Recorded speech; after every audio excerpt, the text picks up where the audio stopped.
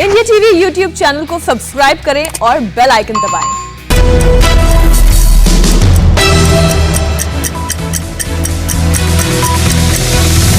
नमस्कार, मैं हूं अमित पालित और वक्त है सुबह 9 बजे की 9 बड़ी खबरों का, जिसमें आज हम आपको बताएंगे ईडी की कार्रवाई से महाराष्ट्र में सियासी पारा कैसे हाई हो गया और बिहार में मंत्री ने क्यों की मुख्यमंत्री के खिलाफ बगावत और दरभंगा ब्लास्ट के गुनाहगारों पर आ रही है क्या बड़ी खबर। लेकिन शुरुआत कर रहे हैं जम्मू और कश्मीर से आ रही एक बड़ी खबर के साथ।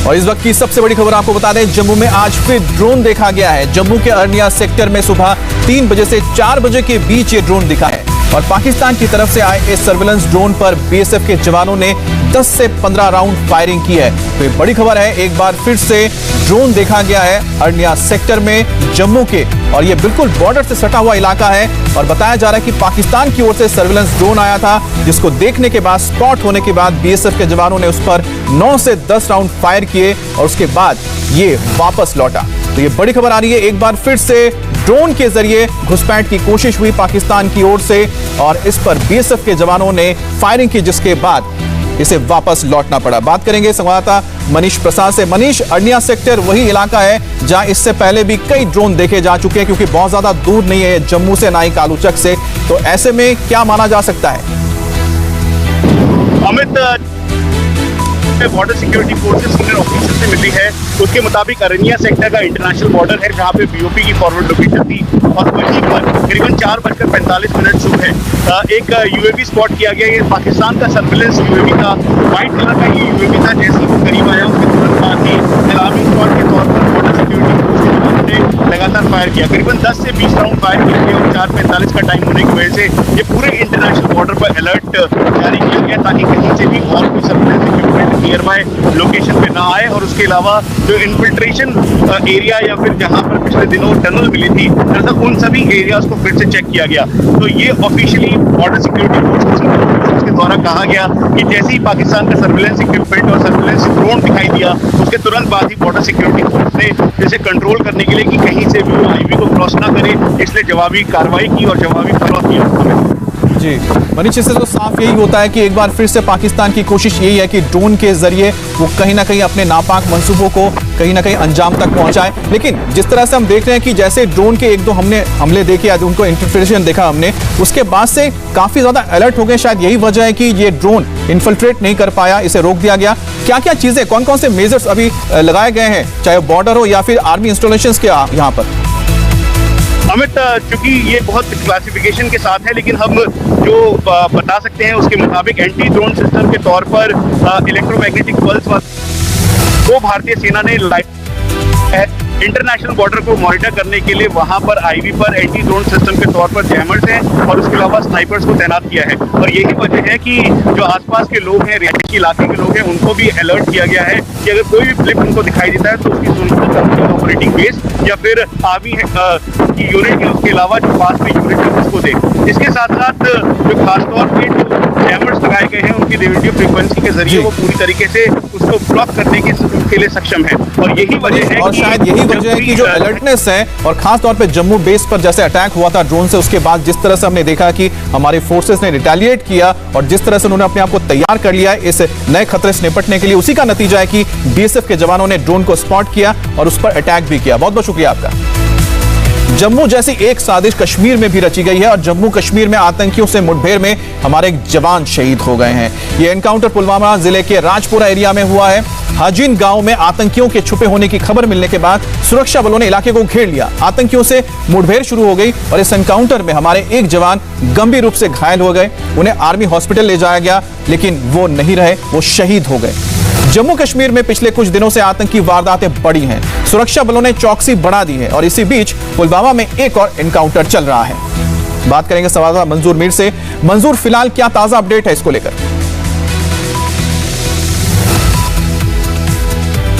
देखिए अमित, पुलवामा के राजपुरा इलाके में कल रात करीबन 11 बजे के आसपास सुरक्षा बलों को ये सूचना मिली थी कि एक घर में 3 से 4 मिलिटेंट्स छुपे हुए हैं, जिसके आधार पर ये ऑपरेशन लॉन्च किया गया था। ऑपरेशन अभी भी जारी है। हालांकि इस मुठभेड़ में सेना के 2 जवानों के घायल होने की खबर मिल रही थी, जिसमें अब ये बताया जा रहा है कि सेना का एक जवान जो है वो जख्मों की ताब न लाकर आर्मी के 92 बेस हॉस्पिटल में दम तोड़ बैठा है और दूसरे जवान की हालत जो है काफ़ी गंभीर बताई जा रही है। ये भी खबर आ रही है कि इस मुठभेड़ के दौरान एक मिलिटेंट मारा गया है, लेकिन ऑफिशियली अभी इस बात की कंफर्मेशन नहीं है, क्योंकि ये एक बहुत बड़ा गुंजान बस्ती वाला इलाका है।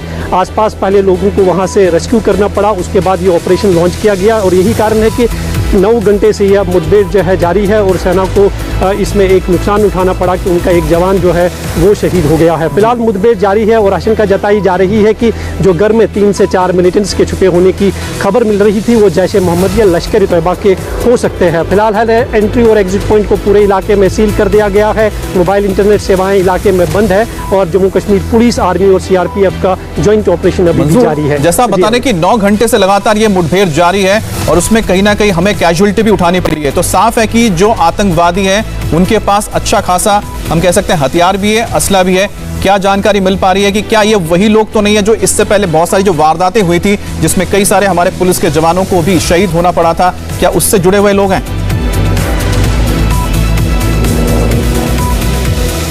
देखिए अमित, साउथ कश्मीर के पुलवामा या शोपियान की बात करें तो इस बेल्ट में ज़्यादातर जो है पाकिस्तानी मिलिटेंट जो है वो देखे जाते हैं और ये आशंका जताई जा रही है कि शायद जैश ए मोहम्मद के टॉप कमांडर लंबू भाई जिन्हें नाम से जाना जाता है वो शायद वहाँ पर छुपे हुए हैं, लेकिन ऑफिशियली अभी इस बात की कंफर्मेशन नहीं है। और यही कारण है कि जब सिक्योरिटी फोर्सेस उस घर के बिल्कुल नज़दीक गए, मिलिटेंटों को सबसे पहले सरेंडर करने को ऑफर दिया गया कि वो बाहर निकले और उसी दौरान मिलिटेंटों ने उस घर से फरार होने की कोशिश की और फायरिंग की और उसी फायरिंग इनिशियल स्टेज में जो है सेना के 2 जवान गंभीर रूप से घायल हो गए और उसके बाद जो है पूरा इलाका जो है कॉर्डन ऑफ कर दिया गया है और कोशिशें की जा रही है कि जितने भी मिलिटेंट अंदर छुपे हुए हैं और बिना किसी नुकसान के सभी मिलिटेंटों को है जल्द से जल्द मार गिराया जा सके।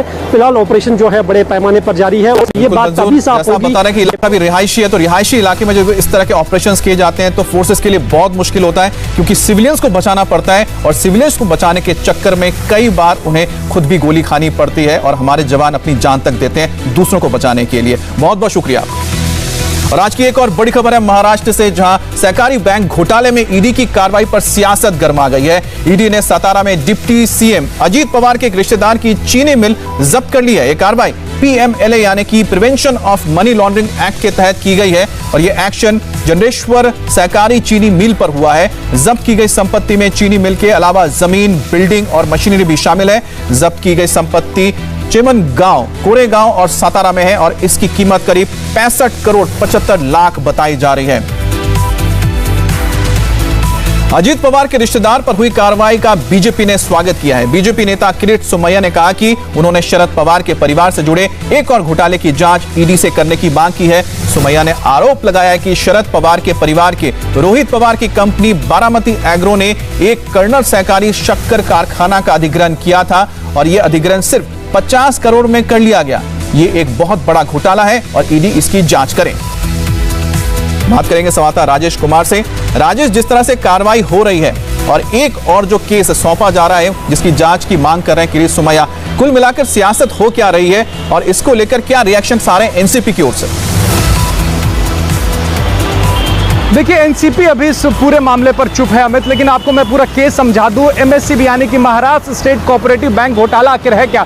25,000 करोड़ रुपए का घोटाला यह बताया जा रहा है। साल 2019 में बॉम्बे हाईकोर्ट के आदेश के बाद मुंबई पुलिस की आर्थिक अपराध शाखा ने केस रजिस्टर किया था और उसी वक्त ईडी ने भी इस मामले में केस रजिस्टर किया।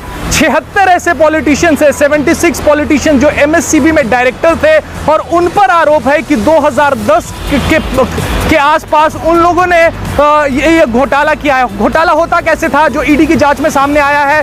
पहले एमएससीबी जो है वो बीमार शुगर मिल्स यानी कि बीमार शुगर मिल्स को लोन देती थी और जब वो शुगर मिल्स लोन नहीं पे कर पाते थे तो उनका ऑक्शन किया जाता था और ऑक्शन में खरीदता कौन था इन मिल्स को? इन डायरेक्टर्स के नजदीकी रिश्तेदार जो थे, नजदीकी लोग या फिर रिश्तेदार उस मिल को खरीद लेते थे। ऐसे ही एक मिल का पता चला, जरांदेश्वर साखर कारखाना जो था था उसका पता चला। उसे भी 2010 में इसी तरह से ऑक्शन किया गया था। उसे खरीदने वाला जो शख्स था वो मुंबई का एक डेवलपर था। उसने खरीदा किसके मदद से? उसने खरीदा स्पार्कलिंग ऑयल नाम की कंपनी की मदद से पैसे लेकर। और वो कंपनी आखिर किसकी है? अजीत पवार से रिलेटेड लोगों की है। बाद में उस खरीदने के बाद उसने लीज पर दे दिया उस कंपनी को, यानी कि जरांदेश्वर साखर कारखाना ऑक्शन हुआ। ऑक्शन में जिसने खरीदा उसने लीज पर दिया इस कंपनी को।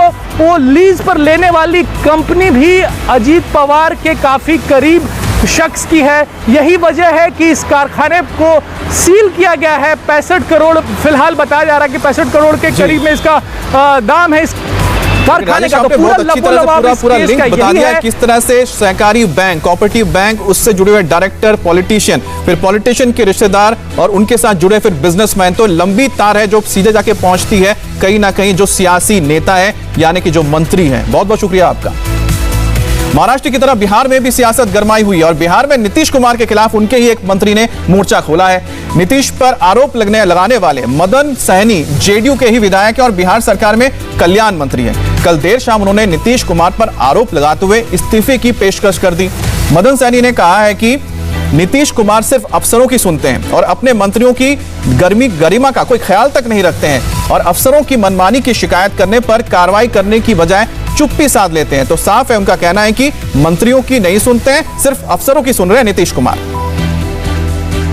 कोई भी बात नहीं सुन रहे हैं, कोई भी बात नहीं सुन रहे हैं। और आप इस बात को हल्के में क्यों ले रहे हैं कि तबादले की बात नहीं सुन रहे? जब एक बात तबादला जो मंत्री का अधिकार है और 3 साल जिनका पूरा हो गया है, मंत्रिमंडल का संकल्प है, जब वही बात नहीं सुन रहा है, सभी विभाग में अगर ट्रांसफ़र होगा और यहाँ ट्रांसफ़र नहीं होगा तो सवाल तो उठेगा ना कि आखिर कारण क्या है।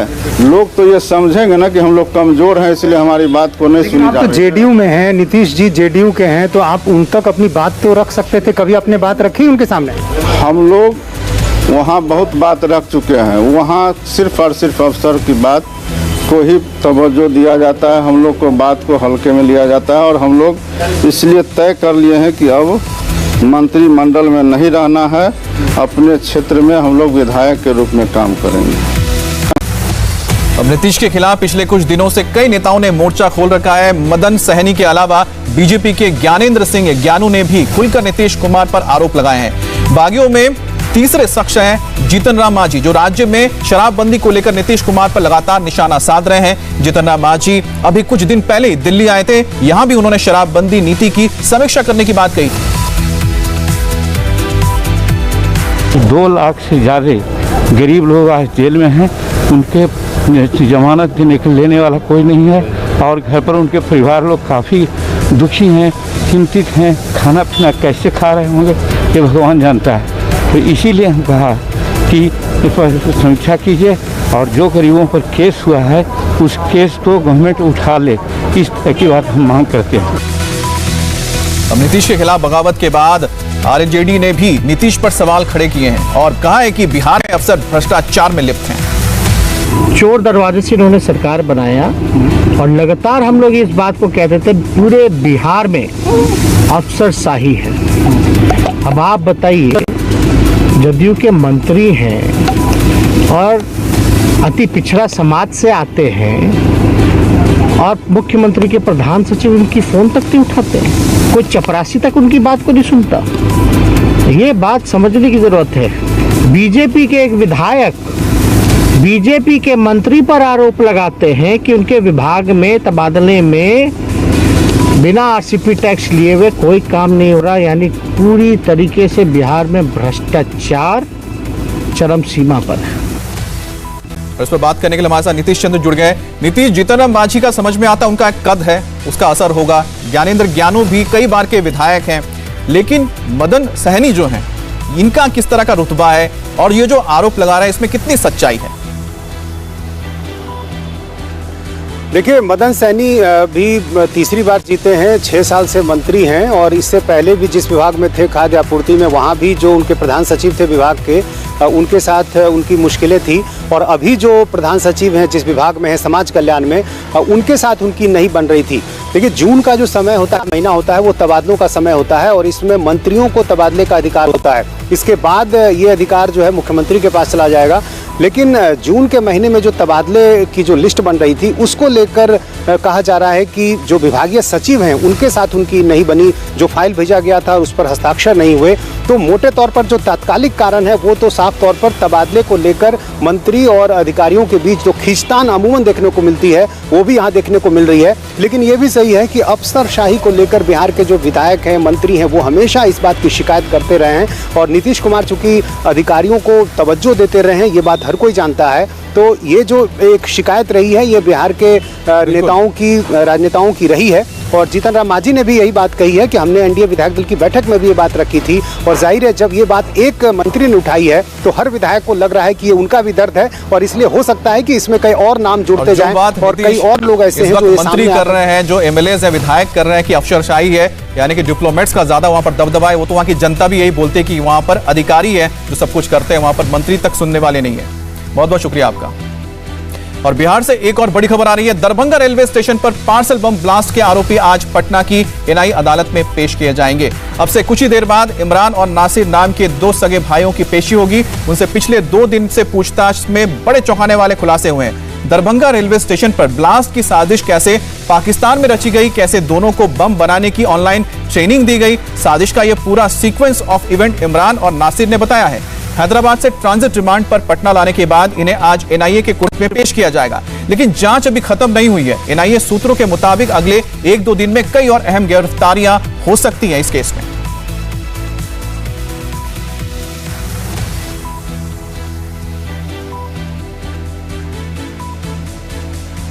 और एनआईए के मुताबिक हैदराबाद से जिन 2 आरोपियों को गिरफ्तार किया गया वो बहुत बड़ी साजिश पर काम कर रहे थे। दरभंगा ब्लास्ट महज इसका एक ट्रेलर था, यानी कि एक उन्होंने छोटी सी एक्सरसाइज की थी। असली मकसद था देश में चलती ट्रेन में बॉम्ब प्लांट कर तबाही मचाने की और दोनों आरोपियों के नाम इसमें सामने आए हैं। इमरान मलिक और मोहम्मद नासिर दोनों सगे भाई हैं, उत्तर प्रदेश के कैराना के रहने वाले हैं।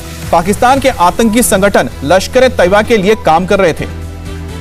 तो ये बड़ी खबर आपको बता दें, इमरान और नासिर ये दोनों सगे भाई हैं और उत्तर प्रदेश के रहने वाले थे। इनकी कोशिश ये थी कि ये पार्सल बम के जरिए चलती ट्रेन में ब्लास्ट करते हैं। और ये पूरा मामला खुलने के बाद इंडिया टीवी की टीम शामली गई, जहां इन्हें परिवार और पड़ोसियों से भी बातचीत की गई है। तो पता चला कि इमरान और नासिर एक पूर्व फौजी के बेटे हैं। दोनों की गिरफ्तारी पर उनके पिता ने पहले क्या कहा, पहले आपको सुनाते हैं। मेरा बेटे हैं, अगर कसूरवार हैं वे कसूरवार अगर हैं तो उनको गोली मार दे बेशक। मैं एक देशभक्त हूँ, देशभक्ति की भावना लेके मैंने आज तक मैं जो है ना हमने मेरा सर्विस करी। मैं रिटायर हो गया, 3 वार लड़े मैंने। मैं ये कहता हूँ भाई बिल्कुल क्लियरली ईमानदारी से जांच करी जाए। अगर वो कसूरवार हैं तो वो कसूरवार को जो सज़ा मिलनी चाहिए वो मिले। अगर वो बेकसूर है तो उनको रिहा किया जाए, बाइज्जत रिहा किया जाए। मेरा कहना का मकसद जो है, मैं ज़्यादा इससे ज़्यादा कुछ नहीं कहता। हार्ट पेशेंट भी हूँ, मैं ज़्यादा नहीं ज़्यादा, मेरी हालत मेरे ज़्यादा इससे भी ज़्यादा ख़राब हो जाएगी मेरी। बस मैं इतना कहना चाहता हूँ। और नीतीश कुमार साथ जुड़े हुए हैं इस पर बात करने के लिए। नीतीश, ये बहुत बड़ा एक तरह से कह सकते हैं कि प्लानिंग चल रही थी, षड्यंत्र था जिसको नाकाम तो कर दिया गया है, लेकिन इसको लेकर बिहार में किस तरह की तफ्तीश की जा रही है और बिहार से भी कोई लिंक निकला है क्या? देखिए, बिहार में जब तक एटीएस और बिहार पुलिस इसकी जांच कर रही थी उस समय तक कई जो कॉन्टैक्ट्स मिले थे, कई जो सूत्र मिले थे, वो सारी जानकारी एनआईए को दे दी गई है। तो जाहिर है एनआईए इस पूरे मामले को देख रही है।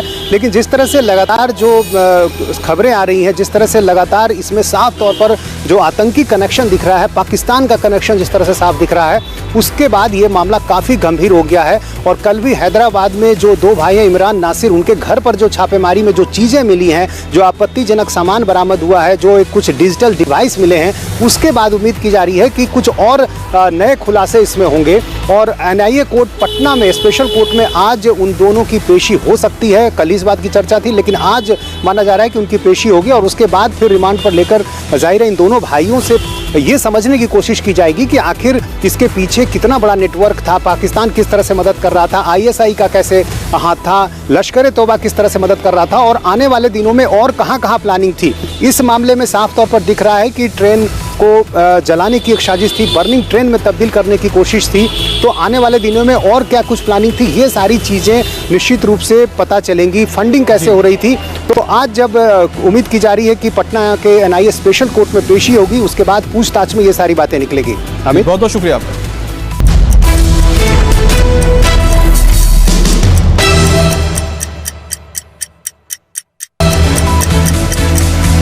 अब तपती जलती गर्मी में दिल्ली को फिलहाल कोई राहत नहीं मिलने वाली है।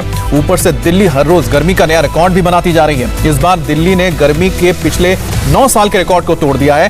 हालांकि आज गर्मी से मामूली राहत मिल सकती है और अधिकतम तापमान 42 डिग्री तक पहुंच सकता है। कल यानी गुरुवार को दिल्ली में सबसे ज्यादा 45 डिग्री से भी ज्यादा तापमान रिकॉर्ड किया गया। और साथ ही आपको बता दें कि यह दिल्ली का रिकॉर्ड तापमान है। मुंगेशपुर के बाद सबसे ज्यादा टेम्परेचर दिल्ली के पीतमपुरा में रिकॉर्ड किया गया और यह 44 डिग्री से ज्यादा रहा। दिल्ली में बच्चों की स्कूल फीस पर बड़ी राहत मिली है और क्या है पूरी खबर ब्रेक के बाद। नमस्ते, मैं हूं मीनाक्षी जोशी। वीडियो और खबरों से अपडेट रहने के लिए India TV YouTube channel subscribe करें, बेल आइकन दबाना ना भूलें। जुड़े रहें इंडिया टीवी के साथ।